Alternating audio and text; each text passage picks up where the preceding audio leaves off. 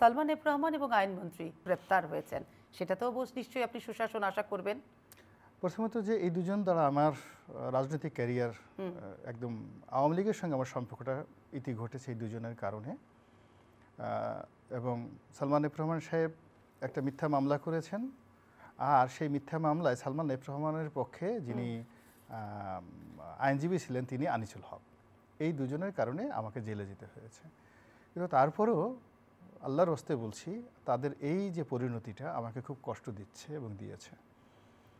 এবং আমি এই মসজিদে এশারে নামাজ পড়ে আসলাম আপনার এখানে আসার আগে, আমি বলেছি আল্লাহ তুমি তাদেরকে হেফাজত করো আর হেদায়েত দান করো, শুধু এতটুকুই কথা। এবং বাংলাদেশে যেন কোনো অবস্থাতে আমার আনিসুল হকের কথা স্মরণ হলেই তার বাবার কথা মনে হয়।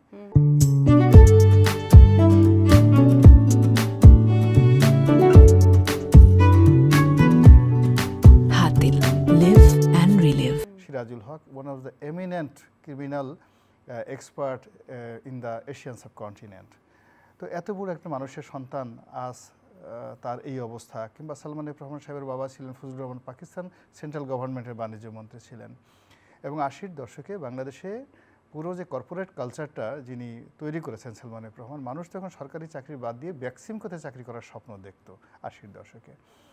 এখন তাদের এই যে অধঃপতনটা হলো বা তারা যে কষ্ট পেয়েছে, এই বয়সে কেন তাদেরকে পালাতে হবে? এই জায়গা থেকে বর্তমানে যারা সালমান এফ রহমান হতে চান বা যারা আইনমন্ত্রী হতে চান, তারা এখান থেকে যদি শিক্ষা গ্রহণ করেন, হেদায়েত লাভ করেন, এটাই হবে গণ অভ্যুত্থানের সফলতা।